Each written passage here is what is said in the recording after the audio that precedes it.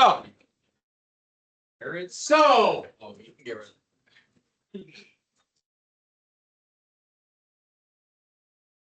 Just to review, who chooses president? Oh, one more thing. Some of you, I gave you the opportunity on intervention period to make up part of your test. Some people said they're going to come in intervention period. You didn't, so your choice was made. So, but a lot of you did and did very well on it. And so that's good to know. Why? I don't know why they do that. This makes no sense to me. Why this is on the screen. So, who picks presidents? Electors. The elector. And how many then separate individual little elections are there for president? There's not one election for president. There's 51. Yeah, 51, including the District of Columbia. Can you see how many electors there are? 500 and what? There's 435 members of the House. DC gets 3. How many electors? 438. Members of Congress make up electors. 538. 538. There are 438 members of the House, 100 members of the Senate, 3 from DC. How many people does it require? How many votes you need to become president then? 538, how many? Math, come on, math. How many? 270, yeah, 270 votes. So, electors, and remember, the whole goal was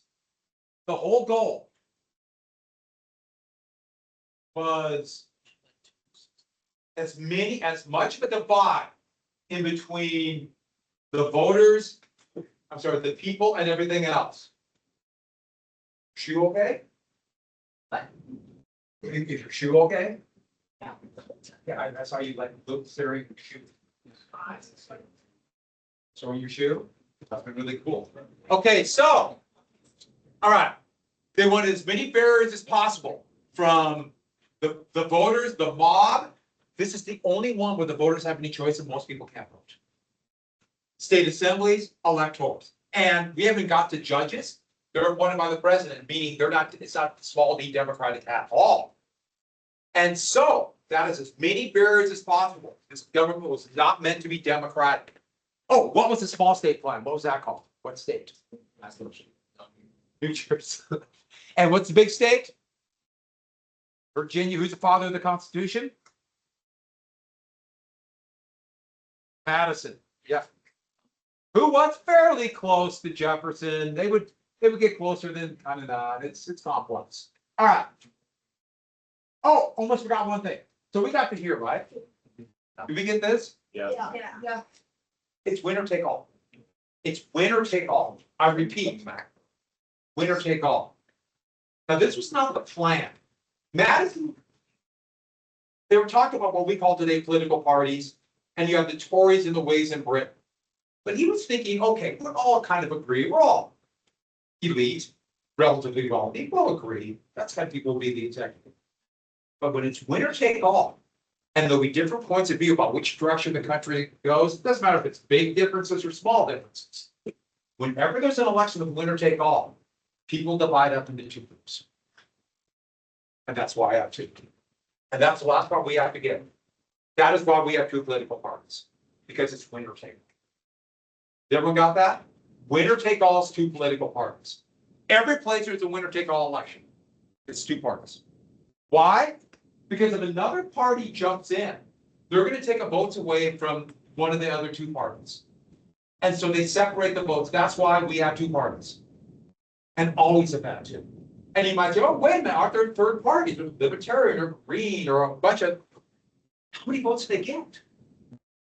Almost none. So for example, if people vote for the Libertarian Party, most people who voted for the Libertarian would probably vote Republican. So that's taking away votes from the Republican candidate. The Green Party, most of them would probably vote Democratic. And that's going to take away votes from the Democrat. I mean, in 2000, the Green Party got about 4% of the vote in the presidential election. If they would not have been in the race, the Democrat would have been elected president. And that's just one example. And there's been a few third parties, like in 1912, Teddy Roosevelt ran, he called his party the Progressive Party. He was a progressive liberal Republican. And he ran as a third party and got a lot of votes. But he only got votes because he's Teddy Roosevelt. People, he had a cut of them. Very popular. They called him the man on the horse, a well-known candidate. As soon as he didn't run again for the Progressive, the party basically dis. 1992, a guy named Ross Perot got almost 20% of the popular vote. Got about 40 or 35% of the vote in Montana. Anyone heard of Ross Perot? Yeah, got one, just a few people. Why? He was just one term, one time. They called the party the Reform Party. Party was that? Third party, that's what we have to. The last time there was a third party that was established that did well and survived, it replaced one of the other parties. 1854, the Republican Party, which was a combination of Democrats and another party called Whigs. The Whigs disappeared and the Republicans and Democrats. And they've kind of rigged it so it's only those two parties, so we're kind of stuck with them. If you don't like the two parties, if they don't represent what you believe in, if you have winner take all, that's what you're going to get. So let's say we go to Germany. And Germany is proportional representation in their parliament. They're represented by called the Bundesrat. They're proportional. So if you get 20%, your party gets 20%, you get 20% of the seats. So what do they have? Lots of parties. Is that good? Kind of. Is it bad? You get lots of parties, so it's very divided. All right. So that's what we have now. Who's favorite?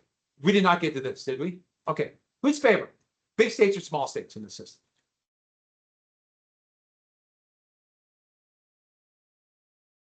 Big? Small? Small states are really favored. Why? They had to get the small states to agree, but they gave them a lot. Where do they have equal representation? The Senate. You said Senate, right? Yeah, there you go. But remember Electoral College members of Congress? So that means every state has at least, no matter the population, 2 electors for their senators. It gives small states a massive advantage. That means every voter in a small state has a disproportionately large amount of influence. You take the smallest population state, Wyoming. Their voters, each individual voter in Wyoming has more influence than a voter in California. Why? Because of those 2 additional electors. So small states have a big advantage. And I think I mentioned this right at the end of the class to give you an idea about this. But didn't I mention this? Didn't we do this right at the end of the period yesterday? I said which state gave the most votes for Trump in 2016, and which state was it? California. Yeah. And that gives you an idea of just how it's winner take all. And so all the votes for Trump here are lost. All the votes for Clinton here are lost. Not many people. It does add up to a lot of electors. And so, there's about a 12-point difference here, but that's still a lot of votes that aren't counted nationwide. It was razor thin. It's just about 100,000 votes different total in these states. That's how close it was. So that's how the election looks. I'll show you one more map to give you an idea how. Oh, did I tell you about the red state, blue state thing? I was going to. You've all heard red state, blue state, that whole red. That all came about in 2000. So it's not that old. And what happened was this. On television, because it's winner take all, when they would do their election night coverage, they would just they assign colors to each presidential candidate. And they alternate. So in 1996, the Democrats were red, the Republicans were blue, and then it switched. 2000. And then whoever won the state, they just make it a color. That was it. They just alternated. So 2000, there was a contested election. Basically, the election in Florida. where Bush had a tiny lead, but there were many contested ballots, thousands of contested ballots, and all kinds of issues there. And they wanted to do a recount, and it went on for a month and a half. Bush, George W. Bush was a Republican nominee, and they sued to stop the recount. And the Supreme Court agreed, and they stopped the recount and said, Bush, no recount, we're not going to count, we're just going to get into the election. Pretty controversial opinion. But they had this map up for days. So they started saying the blue states are voting for Gore. That's working. The red states are voting for Bush. And now people use it all the time. It always kind of irritates me for irrational reasons, but that's why I came. So here's my county. So you look at that, wow, the red really won. You know, whatever the red is, you know, I'm not even talking parties, but that's because population.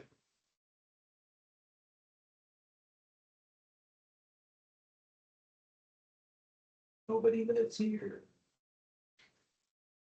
So that's the popular vote. Now, the popular vote is they count all the people who voted for electors for Trump in all the states and add them up. And by, you know, obviously for Clinton too. So President Trump was a businessman, but he could kind of create himself. He never run for office. Clinton was a former senator and secretary of state. So look at the popular vote. 3 million, almost 3 million more people voted for him. Yeah, Trump became president because it doesn't matter. It's the electoral college. That happened in 2000. Al Gore got more votes than Bush, but Bush became president because of the electoral college. And it's happened a few other times, 1824, 1886, and 1888. 1876 and 1888. So just real fast, give you an idea how things would change. Let's jump to this, 2020. There's a popular vote, and this one, former President Biden. Once you're president, you're kind of texting leads with the title president. Just more of an etiquette thing.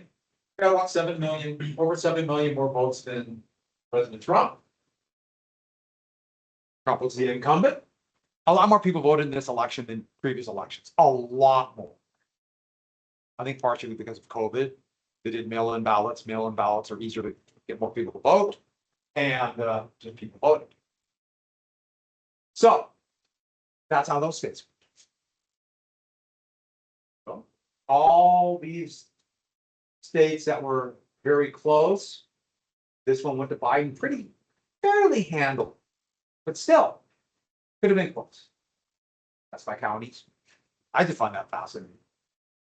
And that each size of the, that's by county. And the bigger the circle, the more votes. So in Alaska, I mean, Alaska, basically people live in 2 spots. Hawaii, it's a little more spread out. And then the last thing, this is the last election. And a lot fewer people voted, a lot fewer. President Trump did win the popular vote, but he got over 4 million less votes than Biden did. And Kamala Harris actually got more votes than Trump ever got before this. But it appears that a lot of people who voted in 2020 did not vote, and they would have voted for Harris. I don't know if that would have been enough to win because all the swing states went for President Trump. He got less than 50% of the vote, but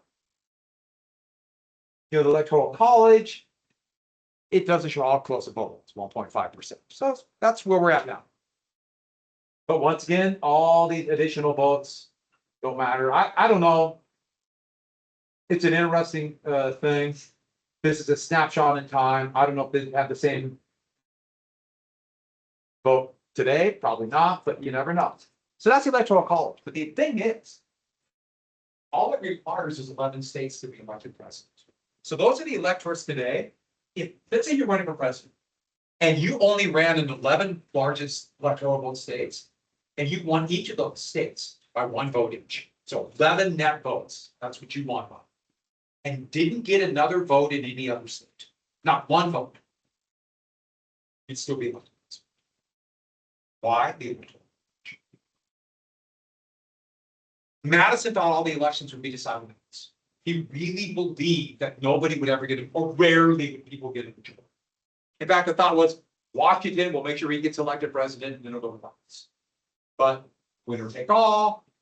They adjusted the Supreme Court right after the election of 1800, and that's where we're at. And small states have too much power. They'll never give it. And it's really hard to amend the Constitution. So that's where we're at. So let's get to the second compromise, the 3/5 compromise. Now, when I do short IDs on the next test, I'll do a column.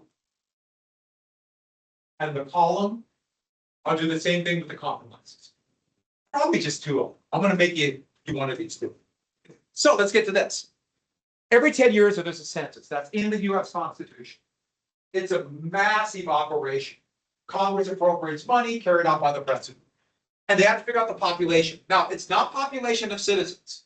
Add this. It's population of, they literally say in the Constitution, persons. So persons, people within each state. It does not say citizens. It says persons. There's lots of reasons for this, but they never do define what a citizen is. In fact, that was kind of our concept of citizenship didn't quite exist yet. And there's lots of people who live there. There's people of various tribes and enslaved. They did not count the woodland nations, American Indians. But do you count enslaved people? They're persons. They live in the state. That means when they count population today, it's citizens and non-citizens are counted towards your population. That is counted towards your population. Citizens, non-citizens, that is in the US Constitution. So back to this. Are enslaved people counted?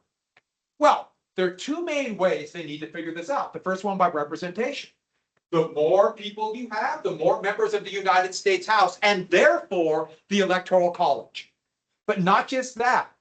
They believe taxation would be done in a very interesting way, by population. The states would collect taxes, and then they would give a hunk of those taxes to the national government. More people, more taxes. So everyone got that. Two ways, representation and then taxation. So they just assume the states would collect taxes and then give a hunk to the national government. Do you count enslaved people? Because if you count enslaved people, the more slaves you have, the more representation, but also the more taxes. And if some states pay more taxes because of enslaved people, that means states who don't have a lot of enslaved people will pay lower taxes. So what section wanted taxation, north or south?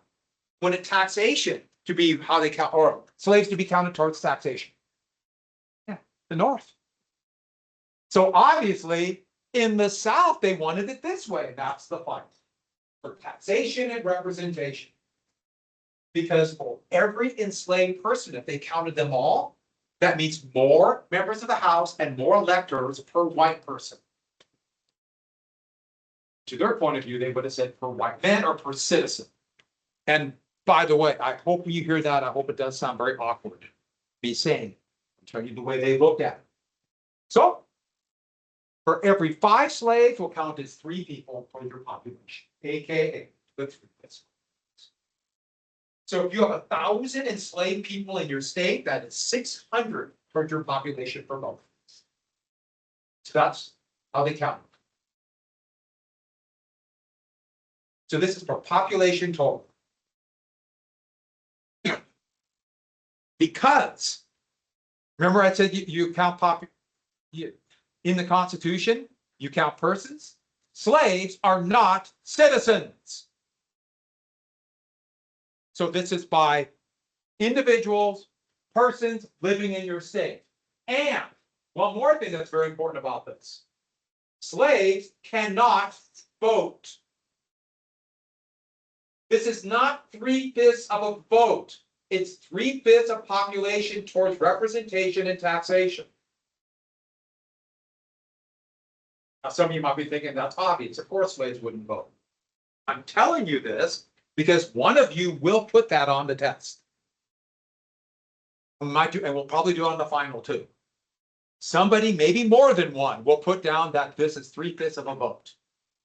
One of you will do it. Look around. I'm looking, look around. Which one will you do? I can see you. I know who's gonna do it. Yeah, one of you will, because this happens every year. Slaves cannot vote. They are not citizens, but they count towards population just like today. It's all persons, regardless if they're citizens or not, counts for a population of the city. So, slaves are not citizens. Who's favorite? Which section? North or south?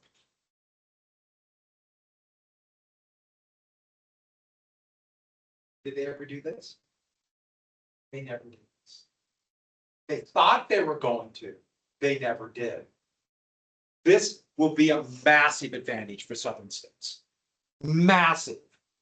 In fact, Northerners would call the Three-Fifths Compromise slave power because of those additional seats in the House of Representatives and the Electoral College. For example, one of the most controversial laws that's going to be passed before the Civil War will be in 1820, the Missouri Compromise. And there is an article against it, and it says right there, or the extension of slave power. Now, it's not that slaves have power, it's the slavers. The slave holders have power. So by 1820, when only white men could vote, usually white men with property still, each white man with property are going to have a greater voice because of slave power. What causes the Civil War? Well, it's the issue about slavery. But if you look at a map, and some of you might have looked ahead in American history and also know where you live now, here's the US in 1787 when the Constitution was ratified. All this land is going to come into the United States as states. Will slave power spread? That's what issue that triggered the Civil War was slavery into territories, because the North did not want the expansion of slave power from the Three-Fifths Compromise. It's slavery in the territories.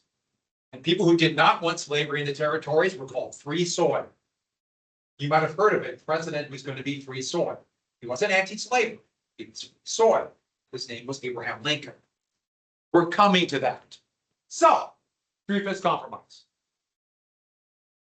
Kind of a biggie. Last one, not as big. Oh, here are presidents. Not all the first presidents, but a good hunk of them.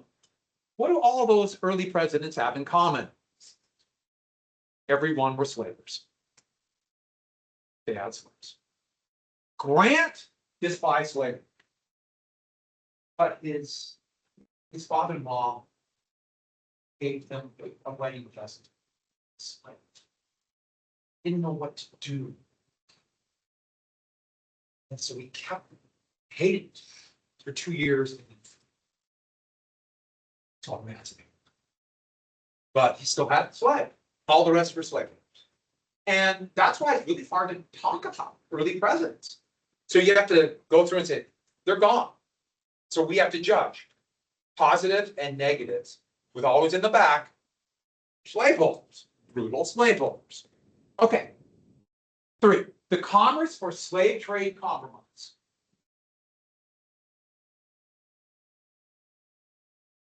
So everybody wanted Congress to regulate interstate and international commerce. But what about the slave trade? If they could put a tariff on slaves, that could end slavery. And they also didn't want to control interstate commerce, which is going to become big business by the 1830s. So, slave trade. So here's the compromise. Congress can regulate commerce, but they can't touch the slave trade for 20 years. With the idea being that slavery would probably go away by 1807. That's what they thought. Madison said this pernicious institution will fade away. And yes, he was a slaveholder. They all just kind of hoped, and it wasn't hardly profitable anymore. And the Industrial Revolution would come and change everything.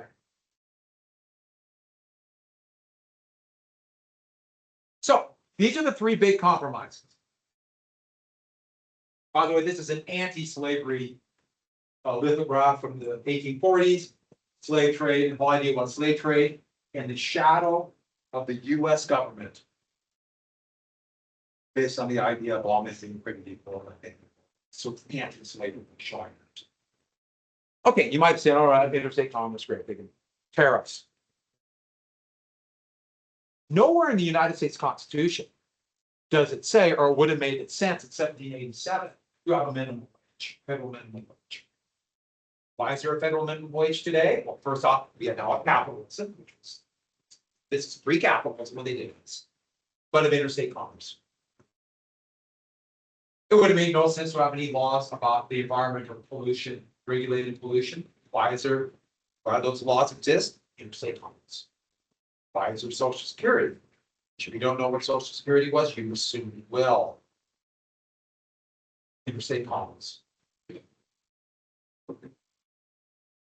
Any kind of worker safety, food safety, federal drug enforcement, any kind of those regulations, interstate commerce.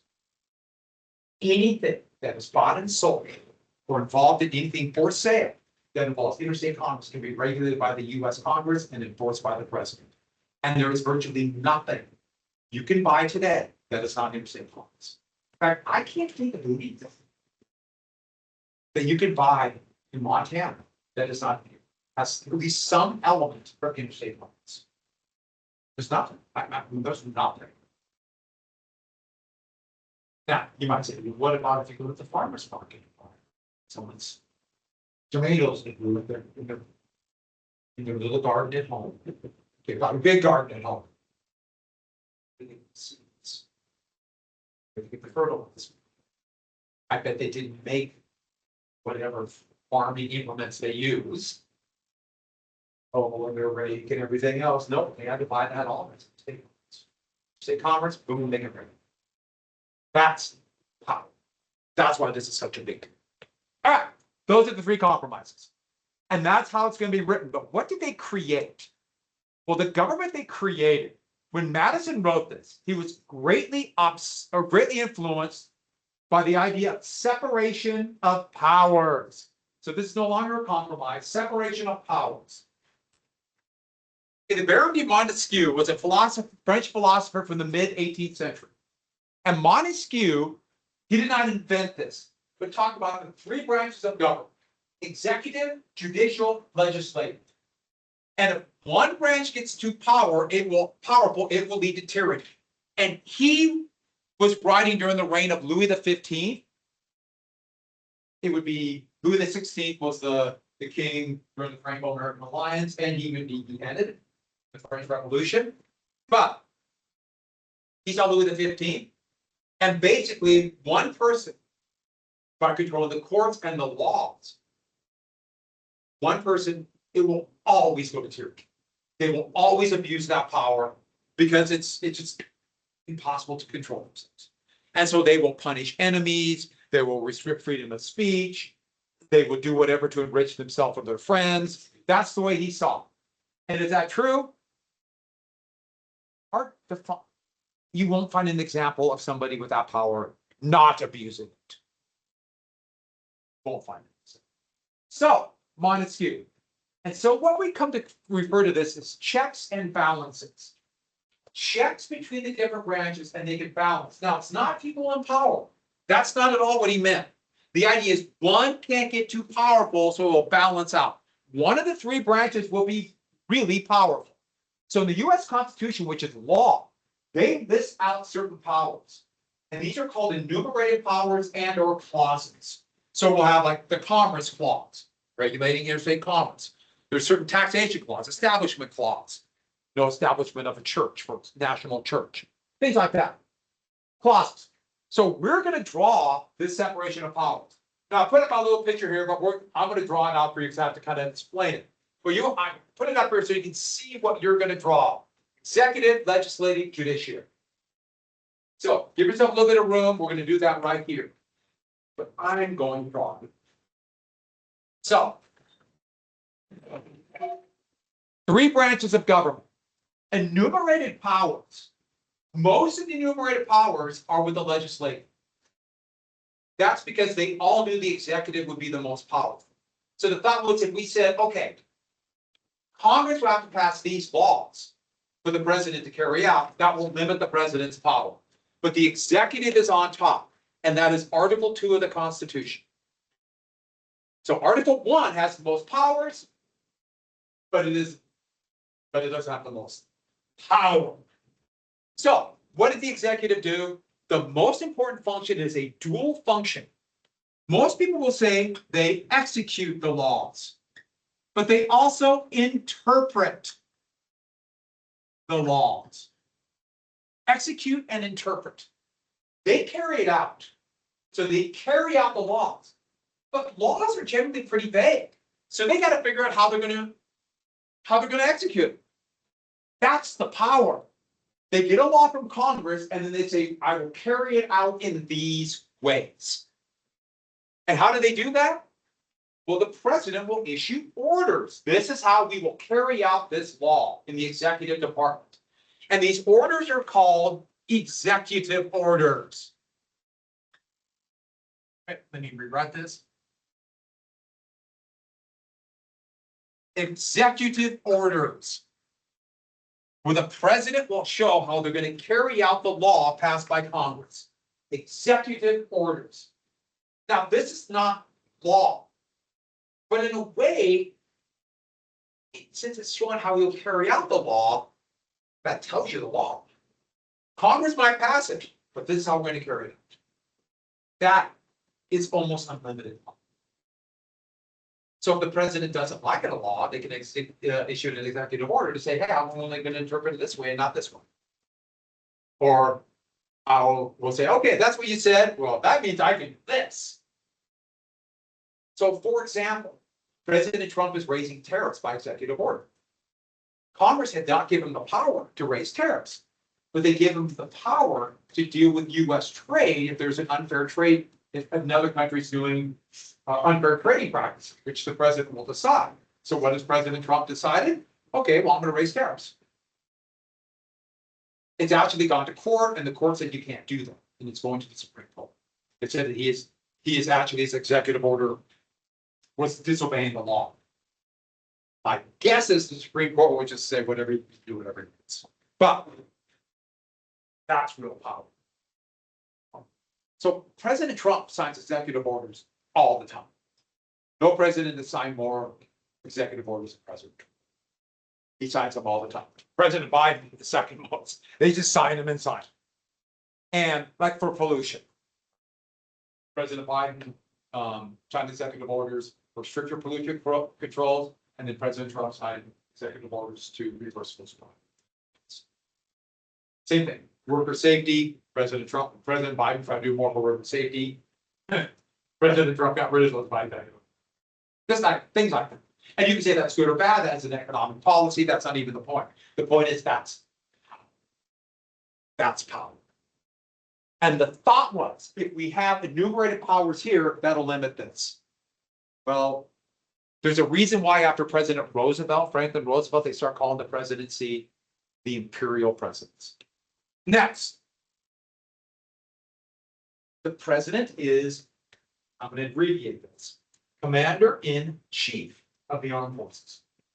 Now, the Constitution says Commander-in-Chief in times of war. But Congress probably correctly said, well, we kind of needed consistency, so in peacetime too, right? In fact, it was a big deal. Should we have a standing army? This was done during Washington. Now, the president is not your commander-in-chief. The president is commander-in-chief of the armed forces. The president does not tell you what to do. When the president tells you what to do, you don't have to do it. Okay, President Trump walked through the door and told everyone to stand up. We would all stand up because we'd be so shocked to see the president in the basement of Capitol High. But you don't have to, unless you're in the armed forces. Then he is your commander-in-chief. But that's by congressional law, only time of war according to the Constitution. And lastly, the president speaks for everybody, for the U.S. in foreign policy. In foreign policy. So one voice for foreign policy.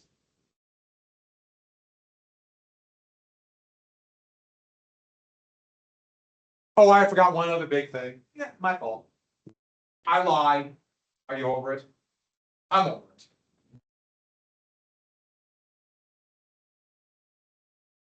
it. Assignment. They signed bill to become a law. I'm sorry. I didn't quite get there. What's in tomorrow? The thing, yeah. Federalist number 10.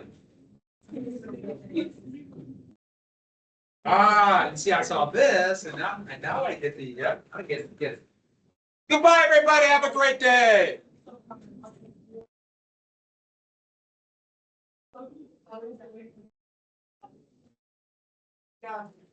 You want me to try me? You want me to try me? I want you to do well. My best, my, yeah. And then it's all the. And the other ones, I didn't know it was like 3 different models. Really, some of the ones I did know on, like the Bacon Rebellion, like the first. I'll bring it. Education laws, and then I had to get the other one. I was like, no, there's one. And that was the one I think you missed. What happened you missed today? But you did well, Nick, so I'll get it back to you tomorrow. All right, thank you. Friday, I was supposed to come in, but I Yeah. had an appointment. So can I take it today during supper? Yes, it's a Saturday. 6? You're not classes? I do, but I can just, it's just hard, so I could probably just, As long as you're not doing anything. And yes, if you are, then you have to stay there and do it. Obviously, but if you're not doing anything, come down. But it's up to your teacher, don't know. okay. Only if you're not doing anything. I just want, I think I can, have an appointment, so. And I want to get it done too, yeah. Thank you for coming and saying that. I'm glad you said that. I apologize, that's my fault. Really fast, but I'll get it done today for sure. It's gonna come out of your pay. I don't make the roll. See you move 6. See you.